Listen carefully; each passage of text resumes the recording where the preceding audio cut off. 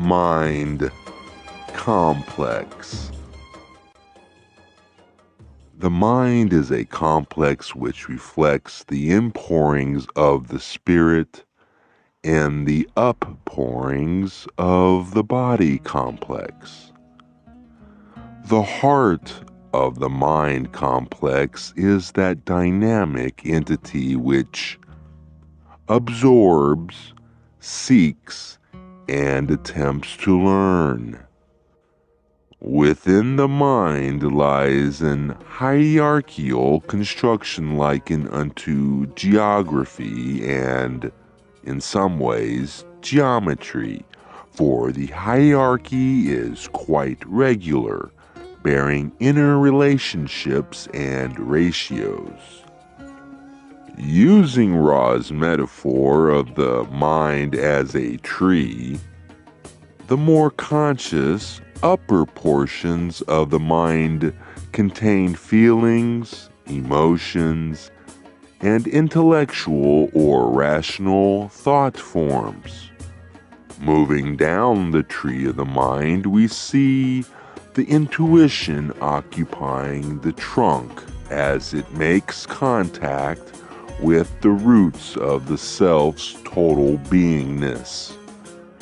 Moving into the roots of mind, we find the progression of consciousness, which turns gradually from the individual unconscious to the racial mind, the planetary mind, the archetypical mind, and then to the cosmic all-mind.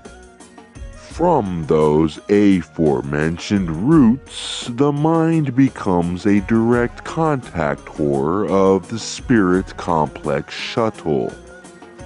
In conjunction with the body complex, particularly the brain, the mind complex fulfills the requisite for experience of third density, self-awareness or self-consciousness. In order to fulfill this necessity, the mind-body complex must be capable of abstract thought, which is achieved by the combination of the rational and intuitive minds. Of the mind, body, and spirit, the mind is the first that must know itself, the first that must be initiated, and it is that complex which tends to be the most often distorted of the three. Firstly, the mind must be known to itself. This is perhaps the most demanding part of healing work. If the mind knows itself, then the most important aspect of healing has occurred, for consciousness is the microcosm of the law of one.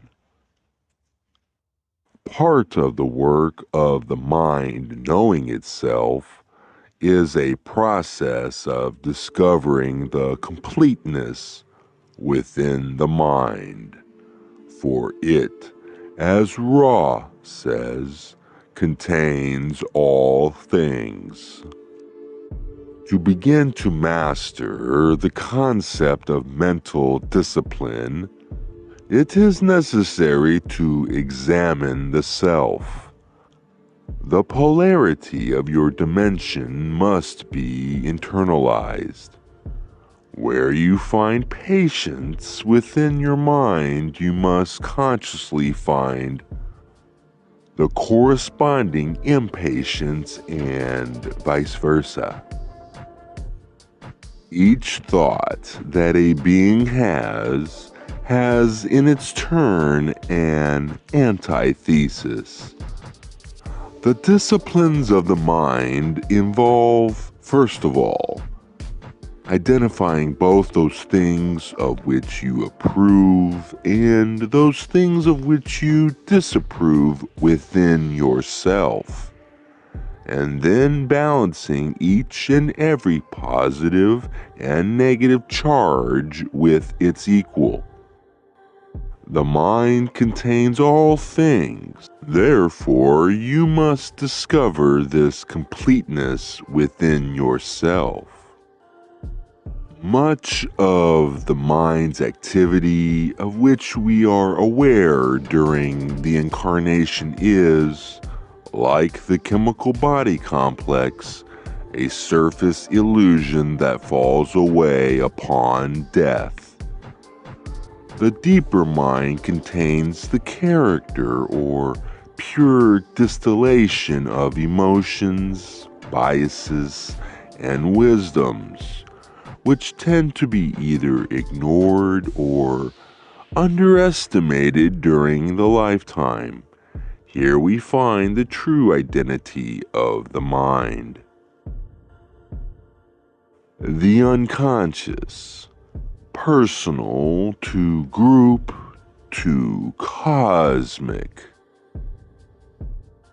With the advent of the veil, the deeper portion of the mind was shrouded from the upper portion, thus rendering the former unconscious, as we call it, and the later conscious. Thus the mind became a mind complex. How conscious the entity is of the material and experience of its conscious mind is uncertain. Much can transpire in the domain of the conscious mind, from thoughts to feelings to initiative impulses, that don't gain the self full attention. I think that anything arising that is potentially noticeable to the waking attention circumscribes the basic scope of the conscious mind, though that which we notice tends to be only the tip of a large or very large iceberg. Naturally, the more present we are, the more we engage in mindfulness, the more aware we are of the content and movements of our ever activity, incessantly talkative minds. But what about that which, no matter how much mindfulness we practice, remains generally outside of the awareness of the conscious mind, into what Ra calls a great sea, a storehouse, and a vast realm of potential. One looks the unconscious mind. The unconscious may shuttle information or desire upward through the veil to reach the attention of the conscious mind. Indeed, most catalyst arises from or is a communication of the unconscious mind. Or, conversely, the conscious mind may move downward to penetrate the veil and access a specific coordinate or thread of information in the unconscious mind, such as through regressive hypnosis. But the unconscious mind is by definition partitioned from the conscious mind by the veil. It is thus made relatively more mystery-filled, obscured to the knowledge and the reach of the conscious mind. To frame this another way, if your mind were, say, a tree, aware mostly of only the part of you that is above ground, the unconscious would be your hidden roots below ground. Roots that run so deep that they reach and become part of a collective root system, eventually reaching infinite consciousness. The unconscious, or subconscious, or maybe you could say non-conscious mind, includes those layers previously mentioned in this entry. The nearest to the individual's conscious mind at the trunk, the first roots beyond the veil, is the individual's personal subconscious. This contains all the forgotten, repressed, or unnoticed experience of the conscious mind, along with all the deeper emotions, distilled experience, and biases of the self. The biographical record contained in this layer extends beyond the current lifetime to include the pre-incarnational programming and all the previous incarnations of the individual mind-body-spirit complex as well. Moving downward and away from individual consciousness, the mind begins to merge with other minds into a shared or group mind. The first of which is the racial mind, containing the memory and experiences of that particular race. Moving further downward into the roots of the unconscious mind, the container of mind widens even larger to include the planetary mind, that is, the mind of all the third density entities who call that particular planet home, and in some ways overlaps with or contains the mind of Gaia herself. This is also called the Akashic Records or Akashic Mind. Like the racial mind, it is a shared or collective repository which contains all the experiences, memories, and information of every third density being on the planet. A planetary mind and racial mind could potentially be one and the same if all entities of that planet were of one race. Our particular planet, however, includes various races. The sources of the racial minds are ambiguous, but it seems that most of the racial minds on this planet are of populations from different planets who, incarnating here, have retained their own racial mind. Each racial mind then contributes to and is a subset of the larger planetary mind. What constitutes race in terms of populations on Earth as we know them is also not entirely clear. A racial mind can probably constitute any group mind that is smaller than planetary.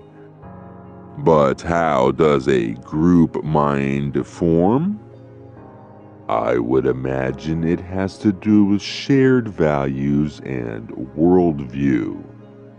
Those would be most likely to constellate and congeal in shared culture, which has historically been circumscribed by geography in some way. But with colonization and globalization, shared group minds could now be occupying many physically disparate locations.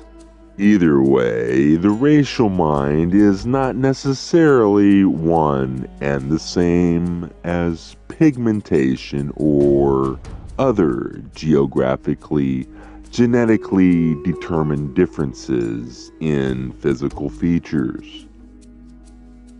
We suggest that in looking at planetary origins, one observes not the pigmentation of integument, skin color, but the biases concerning interactions with other selves and definitions regarding the nature of the self. Ra indicates that the great diversity of racial minds on this planet hailing from different locations is both unusual, statistically speaking, and contributes to the difficulty unifying the planetary mind into one orientation. It is somewhat unusual for a planetary mind-body-spirit complex to contain those from many various loci, but this explains much, for you see, you are experiencing the third-dimensional occurrence with a large number of those who must repeat the cycle. The orientation, thus, has been difficult to unify even with the aid of many of your teach learners. However, the racial mind is formed, tribe, nation, ethnicity, locality. It seems that these groupings are an inevitable part of the third density experience. Questioner: then there is an extreme variation in the form of the physical vehicle in third density in the universe. I assume this is also true of fourth density. Is this correct? I am Ra. This is so. We remind you that it is a great theoretical distance between demanding that the creatures of an infinite creation be unnoticeably similar to oneself, and observing those signs which may be called human, which denote the third density characteristics of self-consciousness, the grouping into pairs, societal groups, and races, and the further characteristic means of using self-consciousness to refine and search for the meaning of milieu. Moving deeper into the next strata, the roots of the unconscious mind, we come to the mind of the sub-logos, the mind of our sun, the archetypical mind. This deeply unconscious portion of the mind complex is not, Ra says, a function of altering memory.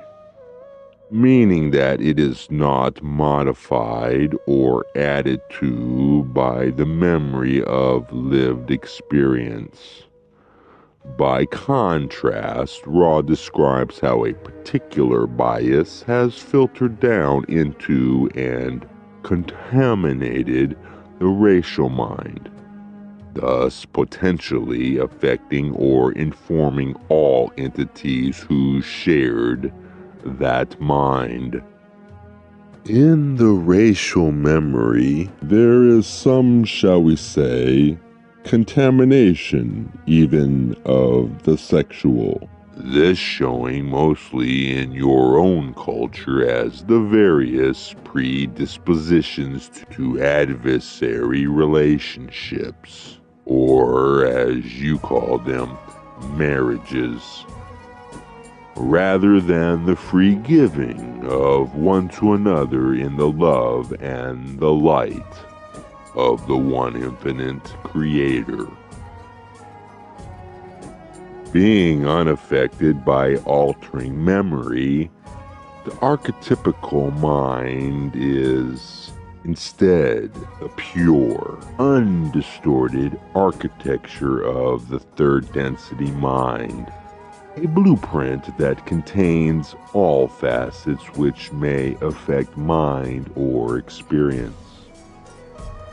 Every entity who moves through third density on any planet within the sphere of a particular sub-logos shares the same archetypical mind.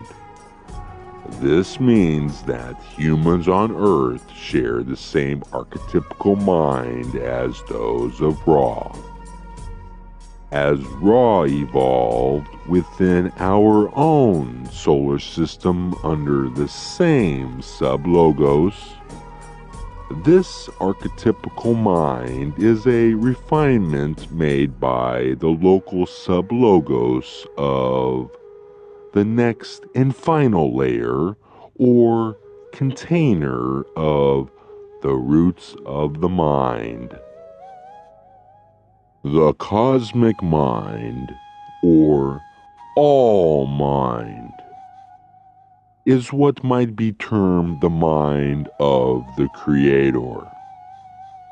Ra does not speak definitely to this final bottommost layer in the roots of mind. It can be inferred that every being possessed of a mind complex in the entire universe, octave, or creation shares this mind. The cosmic mind would pattern the mind of all third density beings in its own architecture, subsequently refined into an archetypal mind by each sub-logos. And it would presumably contain record of every lived memory and experience of all beings in creation.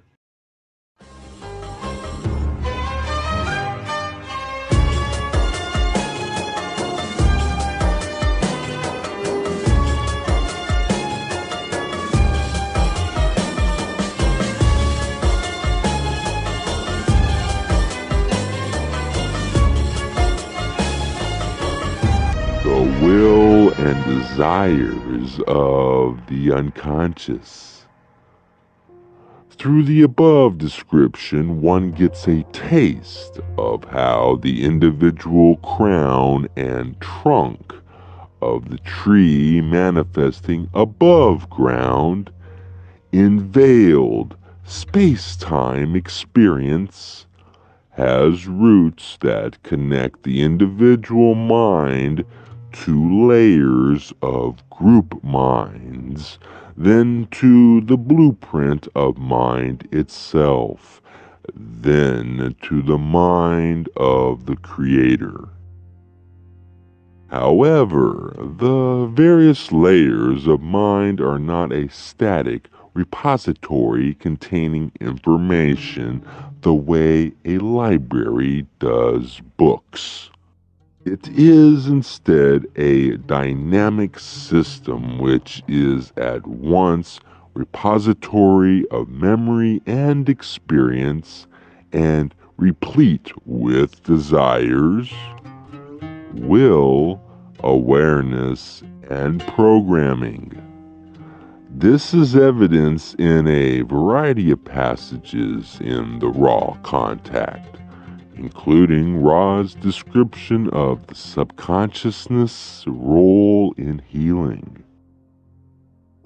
An entity may not consciously seek healing and yet subconsciously be aware of the need to experience the new set of distortions which result from healing and thus be healed.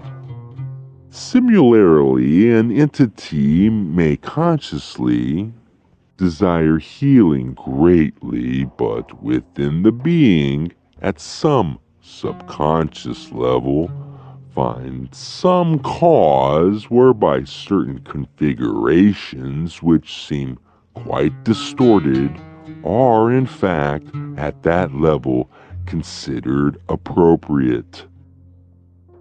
This passage demonstrates that the subconscious may render healing or draw the self to healing without the conscious seeking. Conversely, the subconscious may not enable the healing sought by the conscious mind if the distorted configuration, a physical limitation, an illness, a mental distortion, etc., is desired by the deeper self as a means of facilitating a certain, probably pre-incarnatively chosen lesson. In another example, Ra offers one of their strongest cautions in all of the material. They highlight the need for great care as the will grows stronger and more power is brought into the system of self. Your facility of will is that which is powerful within you as co-creator. You cannot ascribe to this facility too much importance. Thus, it must be carefully used and directed in service to others for those upon the positively oriented path. There is great danger in the use of the will as the personality becomes stronger, for it may be used even subconsciously in ways reducing the polarity of the entity. I read this to mean that if there is unhealed or unintegrated forces and memory in the subconscious, whether from trauma or other negative bias, the subconscious may grab hold of the will and use it in ways that reduce the polarity of the entity, acting not in love but in separation, even to the point of harming self or other, even to the point of insanity. The subconscious will of the instrument made regular guest appearances in the Raw Contact. It has led both to the depletion of her vital energy, due to her strong will to serve, and the preservation of that vital energy due to making a subconscious commitment to guard that energy. It is a fascinating case study of the impact and role of the subconscious in the life patterns. Here Ra describes how those of Maldek, as Ra identified the planet, were consciously unable to gain the awareness held in their subconscious. This calling was of those of Maldek. These entities were aware of their need for rectifying the consequences of their action and were in some confusion in an incarnate state as to the circumstances of their incarnation. The unconscious being aware, the conscious being quite confused.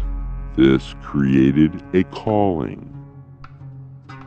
And then there was one that I particularly appreciated. We scan this instrument and find its distortion towards appreciation of Don and Jim's caring, as you may call it.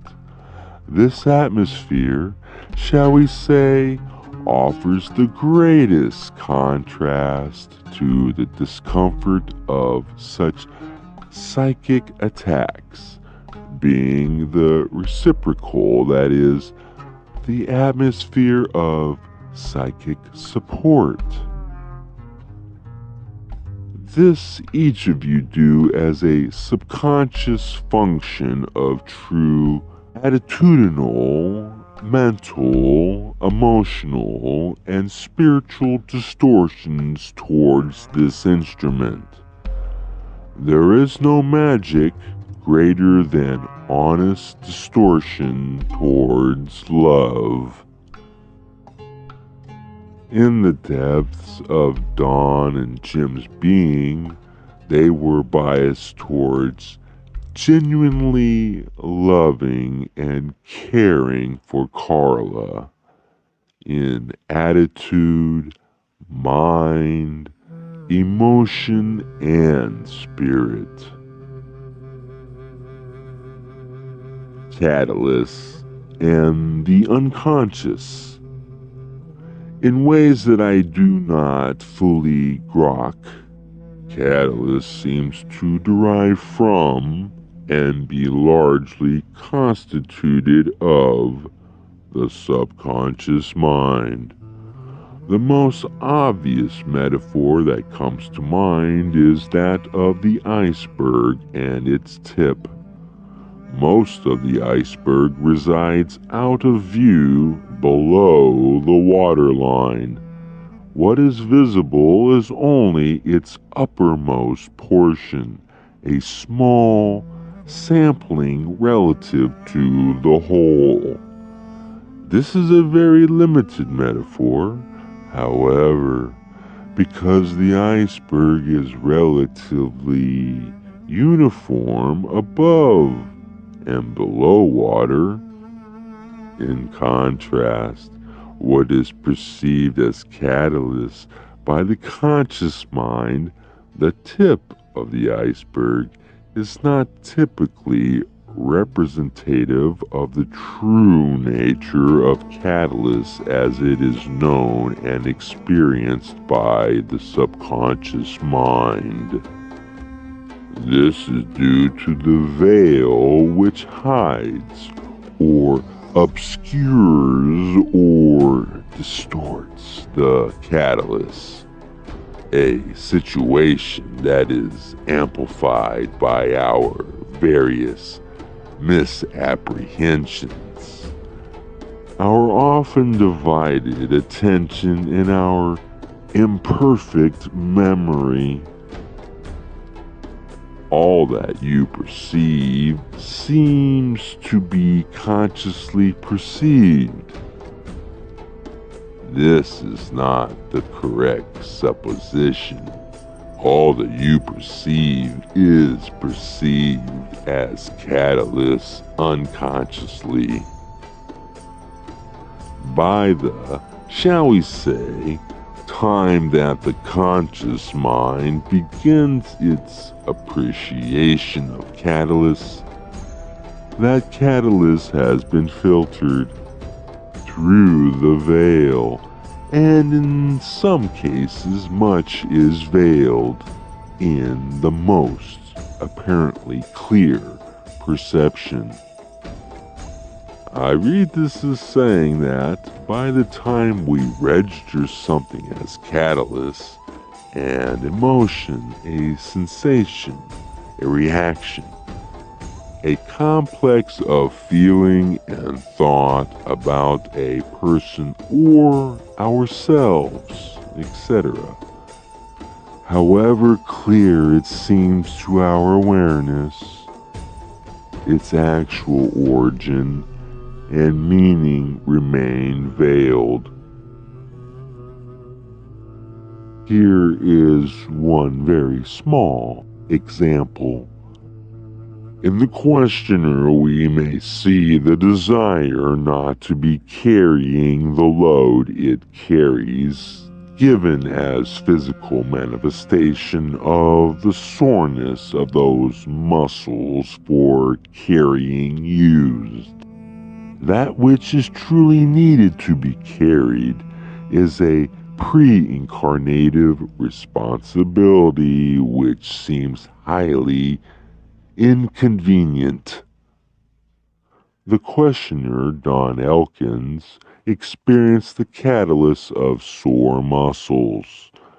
To his conscious perception, this was simply seen to be sore muscles. But in truth, this catalyst was a subconscious origin, a manifestation of his reluctance or fulfilling his pre-incarnatively chosen responsibility. This also points to how the body complex is a key ally in understanding and working with the unconscious. Whether it is merely a sensation or a long-term condition, the body, like a dream, reveals the symbolic language of the unconscious mind. That the nature of catalyst is overwhelmingly of an unconsciousness brings home how Ra describes our plane as being not one of understanding. We behave or respond in ways we don't understand. We are drawn to or away from other people without perhaps conscious forethought. We enact dramas with each other that baffle the other person or ourselves or all parties. All this because the veil obscures our own subconscious awareness from our conscious understanding. The words that we use on an intellectual level to communicate may be completely belied by what our subconscious is communicating, thus confusing the recipient of our words or confusing us when they react to our subconscious signal. Even as we dig down to consciously comprehend the sources and purpose of our catalysts, we still don't often see the deeper layers of incarnational programming that biases us in the first place to have a certain range of orientation, reaction, or expression in order to solicit certain lessons.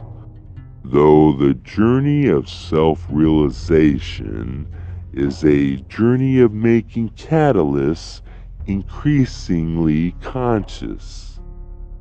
Indeed, catalyst is not processed into the experience which precipitates growth until appreciated by the conscious mind. All uses of catalysts by the mind are those consciously applied to catalysts. Without conscious intent, the use of catalysts is never processed through meditation, ideation, and imagination.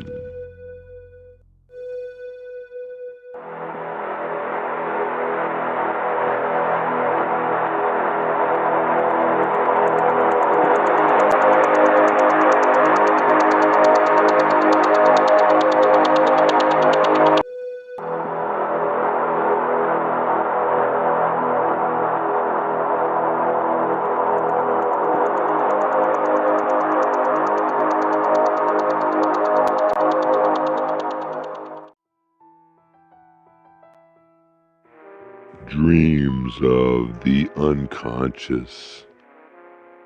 Questioner: then you are saying that the subconscious is responsible for what I would call design or script writing for the dream. Is this correct?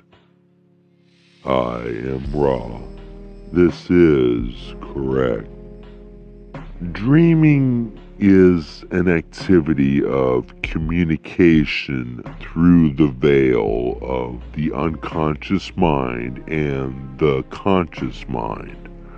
The nature of this activity is wholly dependent upon the situation regarding the energy center blockages, activations, and crystallizations of a given entity.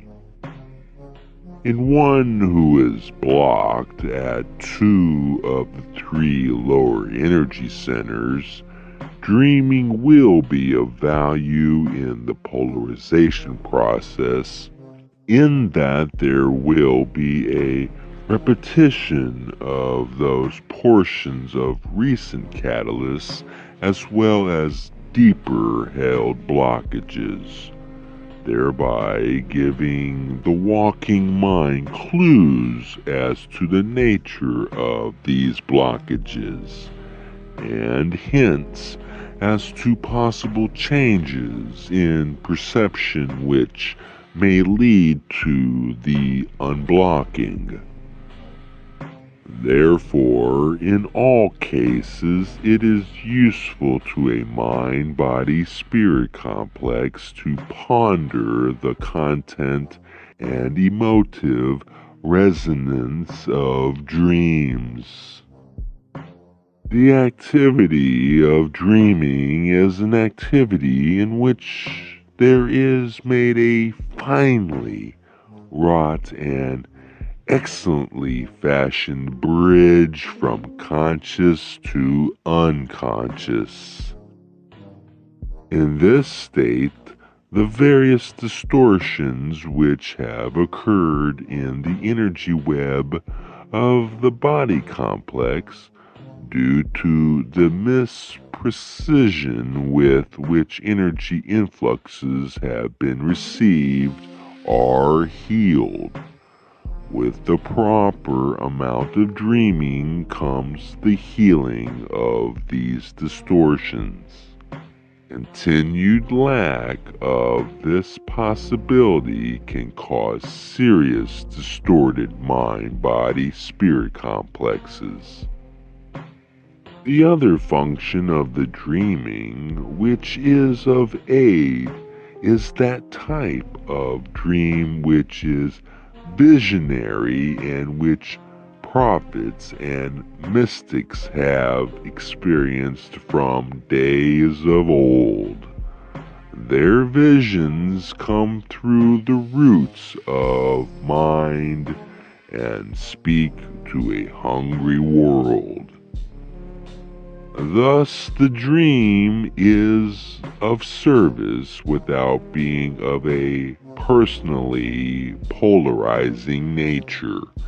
However, in that mystic or prophet who desires to serve, such service will increase the entity's polarity. It may be noted that it is only for a trained and disciplined observer to have reasonably good recall of the dreaming. This facility may be learned by virtue of a discipline of the recording immediately upon awakening of each and every detail which can be recalled. This training sharpens one's ability to recall the dream. The most common perception of a mind-body-spirit complex of its dreams is muddied, muddled, and quickly lost. Working with the unconscious. In one way or another, much of this book is investigating the great dance between the conscious and unconscious minds. To work with the unconscious is to work with the self. From processing catalysts to using the body as a teaching tool to practicing meditation, decoding dreams, being sensitive to resonance, and all progressive activities of knowing and accepting the self. We dip our third density toes just a little further into the water. First, a reminder that the conscious mind is as the individual tree manifesting upward above the ground. In the upper portions of the tree is the intellectual capacities and the more consciously perceived feelings. I believe that this is generally where our waking awareness lies. Moving downward into the trunk of the tree, we encounter that facility known as intuition. Moving further down the tree of mind, we see the intuition, which is of the nature of the mind, more in contact or in tune with the total beingness complex. The intuition is a bridge between the roots of the mind hidden below ground, behind the veil, and the upper portion of the individualized consciousness. This intuition, or at least the trunk that it occupies, has upward moving and downward moving functions, so to speak. In the upward direction, the function of intuition is to inform intelligence. However much data we gather to process through the software of our intellect, it will be incomplete without the intuition streaming information to inform our intellects of our own deeper reality, of the thoughts or feelings of others, and of the undercurrents of the moment. Sometimes that information emerges spontaneously in the form of inspiration, a breakthrough, a solution, an insight or a vision of what could be. The mechanism of inspiration involves an extraordinary facility of desire or will to know or to receive in a certain area, accompanied by the ability to open to and trust in what you may call intuition. Following is a particularly unique example of the upward direction of intuition. Ra describes how the intuition is supplied or fed by the roots of the mind, and in this particular feeding, the third density entity perceives itself as connected to a cosmic community of other entities aiding their own planets in evolution.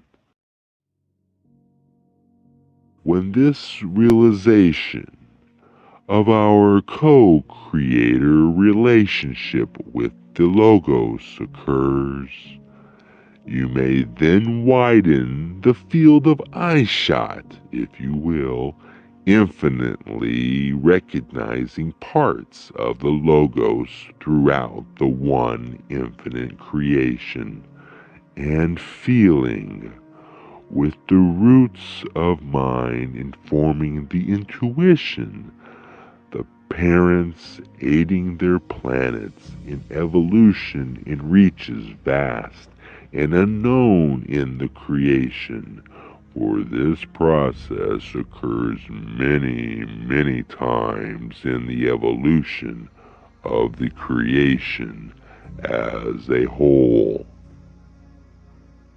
In the downward direction, in the following example, we see how the conscious mind, through ritual and discipline, in cooperation with the subconscious, sends communication through the trunk to the subconscious roots so that all levels may act as one.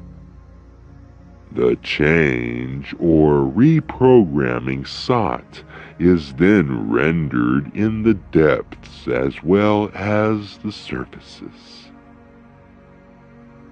Fasting. As all healing techniques must be used by a conscious being, that is, a being conscious that the ridding of excess and unwanted material from the body complex is the analogy of the ridding of mind or spirit of excess or unwanted material. Thus, the one discipline or denial of the unwanted portion as an appropriate part of the self is taken through the tree of the mind down through the trunk to subconscious levels where the connection is made. And thus, the body, mind, and spirit then in unison express denial of the excess or unwanted spiritual or mental material as part of the entity. The conscious mind is a synthesized ratio or unique balance of both the rational and intuitive minds.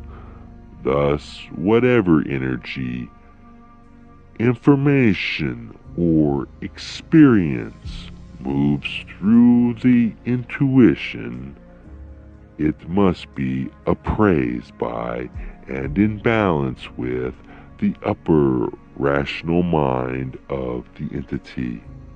The function of intuition is to inform logic.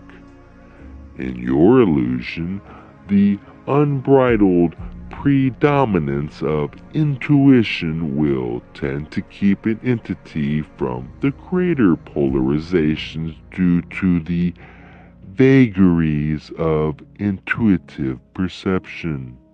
As you may see, these two types of brain structure need to be balanced in order that the net sum of experiential catalysts will be polarization and illumination.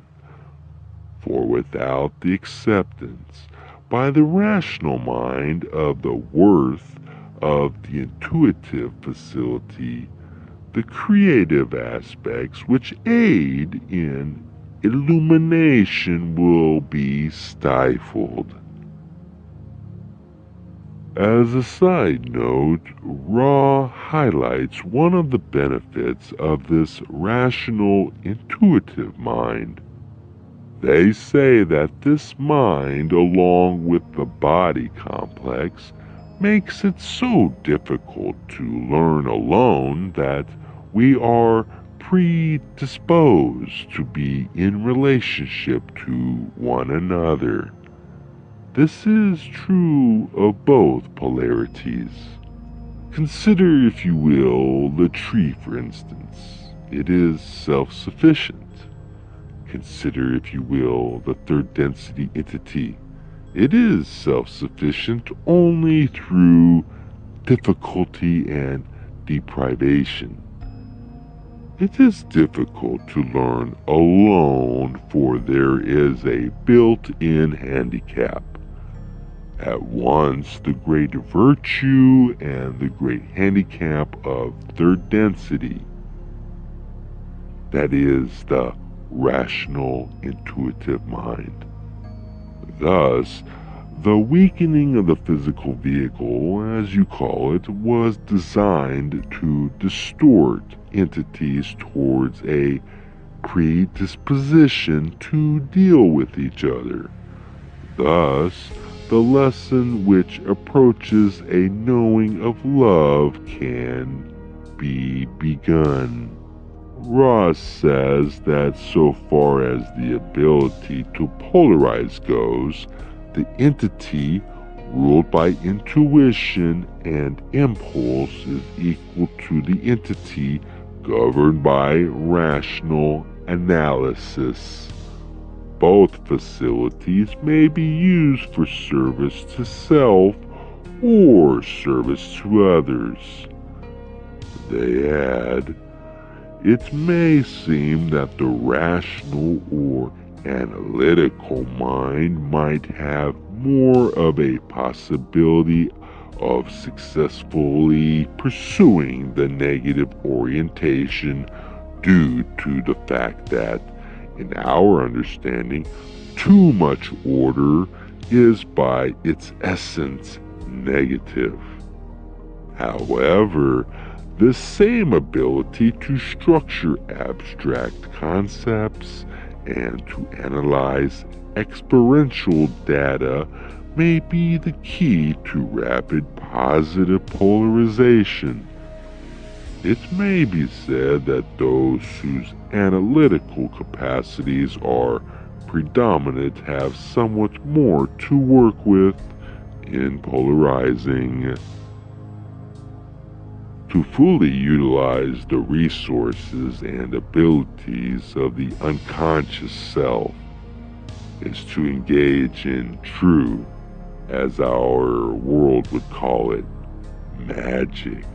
Magical ability is the ability to consciously use the so-called unconscious.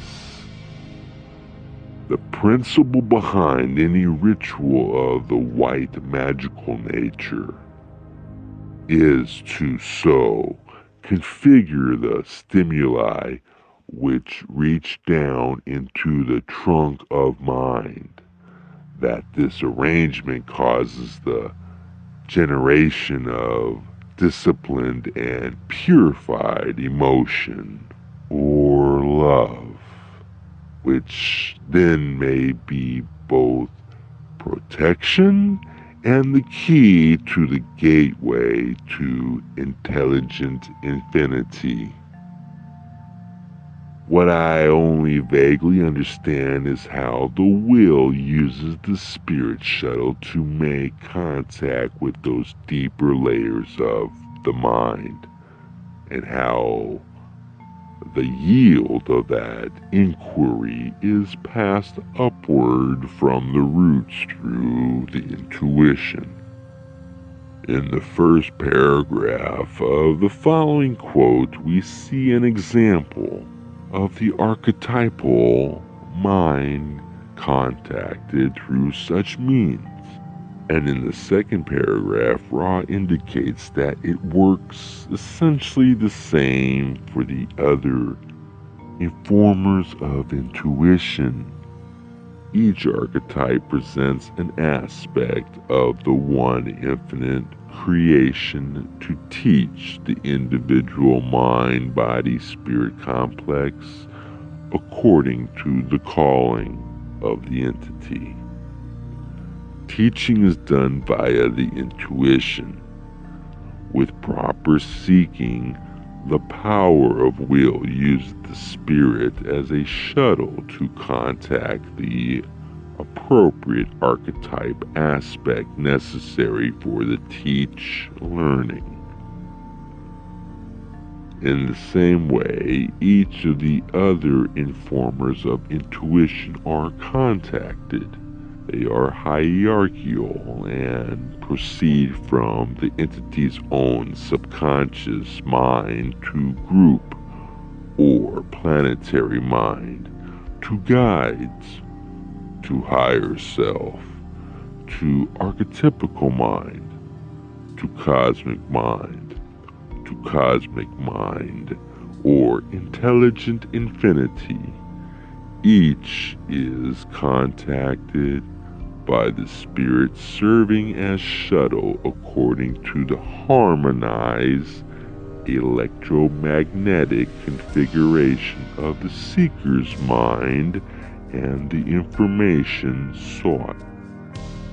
In another example, the student of evolution may evoke the potentiator of the mind as a means of understanding its own programming and its own pre-incarnationally chosen lesson with greater depth and clarity. To more deeply articulate the unconscious mind and the incarnational programming encoded therein, this archetype, the potentiator of the mind, may be evoked with profit to the student of its own evolution. Questioner: then are you saying that the source of pre-incarnative programmed catalyst is the potentiator of mind? I am Ra. No.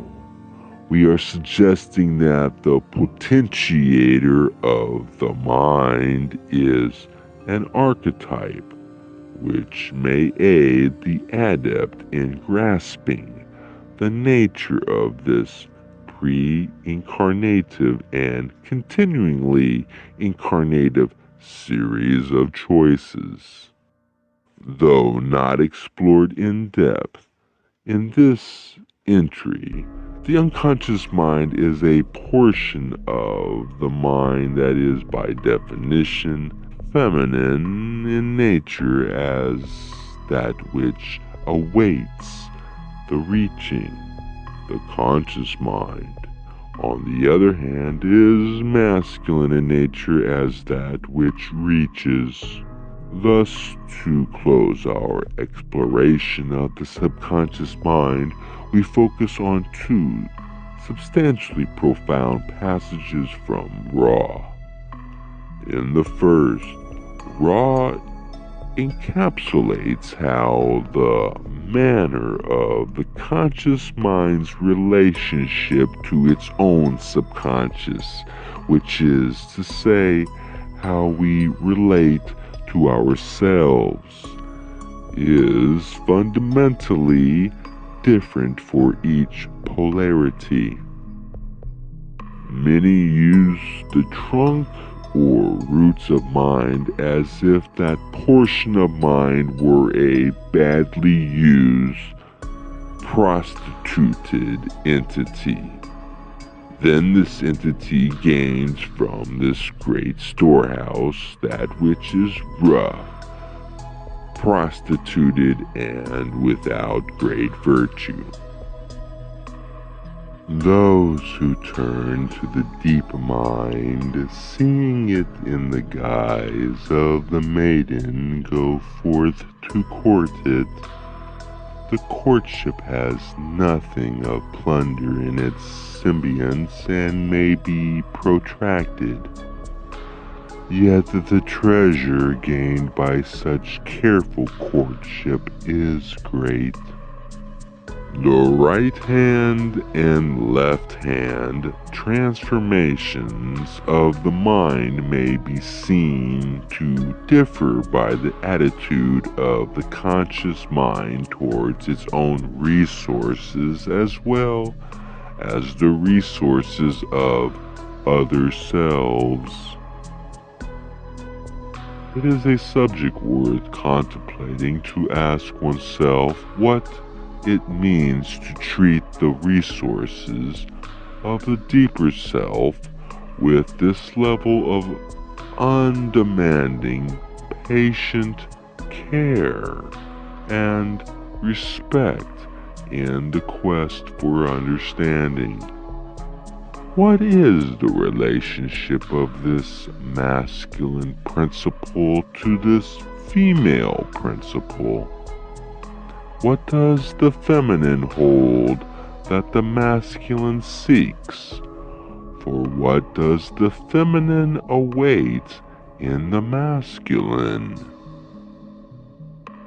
Dedicating oneself to one of two polarized pathways in this exploration of these questions yields transformation of the mind and thus transformation of the entity. For the positive path, this manifests on an inner and an outer level as sanctified sexuality.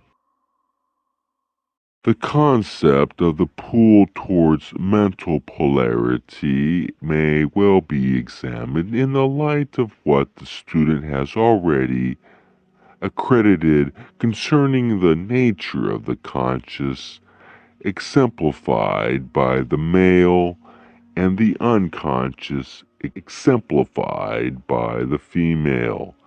Indeed, both the postulated and the virginal of deep mind invite and await the reaching. In this image of transformation of mind in the tarot, then each of the females points the way it would go, but is not able to move, nor are the two female entities striving to do so. They are at rest. The conscious entity holds both. The will turns itself one way or the other, or potentially backwards and forwards, rocking first one way, then the other, and not achieving the transformation. In order for the transformation of mind to occur, one principle governing the use of the deep mind must be abandoned. And finally, Ra reminds us about the importance of meditation. The prerequisite of mental work is the ability to retain silence of self at a steady state when required by the self. The mind must be opened like a door. The key is silence. The means of polarizing in consciousness without external action lie within. The key is first silence, and secondly, singleness of thought. Without such a method of reversing the analytical process, one could not integrate into unity the many understandings gained in such seeking. The source of all catalysts. Ra describes that even catalysts which seems to come from external sources actually comes through the veil from the unconscious. The nature of catalysts is that of the unconscious. That is, outward catalyst comes through the veil. And in the same vein, the nature of catalysts is that there is only one source, for the catalysts and experience are further attempts at specifying in dealing with the architecture of the unconscious mind of the self. I'm not sure how to read this one, but I wonder if this is another more technical way to say that we only ever work on ourselves. This is a theme repeated throughout the Confederation's philosophy. The self is the domain of our work. We cannot learn the lessons for an other self, or do the work for another, or change another, or this variation of the theme. It is impossible to help another being directly. It is only possible to make catalysts available in whatever form, the most important being the radiation of realization of oneness with the Creator from the self. Less important being information such as we share with you. If catalysts and our experience are further attempts at specifically in dealing with the architecture of the unconscious mind of the self, then our own unconscious, not the activities of an other self, potentiates our own conscious mind, thus creating our own catalysts. Thus, the self catalyzes the spiritual evolution of the self. Yet, Ra also describes how catalysts can be delivered by external sources and events. They say that catalyst is offered by the sublogos, that the healer provides catalysts for healing, and that the primary mechanism for catalytic experience in third density is other self. This is a bit confusing, though we seem to be reacting to an external person or event. Maybe if our catalysts and experience are further attempts at specifically in dealing with the architecture of the unconscious mind of the self, our response to these other selves is actually just an act of the self facing itself. As Ra says, Those upon the right-hand path have no such protection against other selves, for upon that path the doughty seeker shall find many mirrors for reflections in each other self it encounters.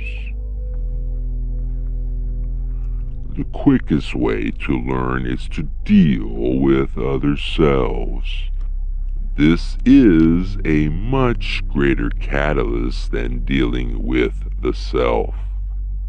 Dealing with the self without other selves is akin to living without what you would call mirrors. Thus, the self cannot see the fruits of its beingness. Thus, each may aid each by reflection. Maybe it is that the external entity or event simply triggers a response, aka catalyst, thus acting as a mirror to show us to ourselves. That is, we are revealed to ourselves by our responses. The response, then, is our catalyst, is our learning, is our impetus towards progressively deeper realization of the self as the creator. The catalyst of experience works in order for the learned teaching of this density to occur. However, if there is seen in the being a response, even if it is simply observed, the entity is still using the catalyst for learned teaching. The end result is that the catalyst is no longer needed.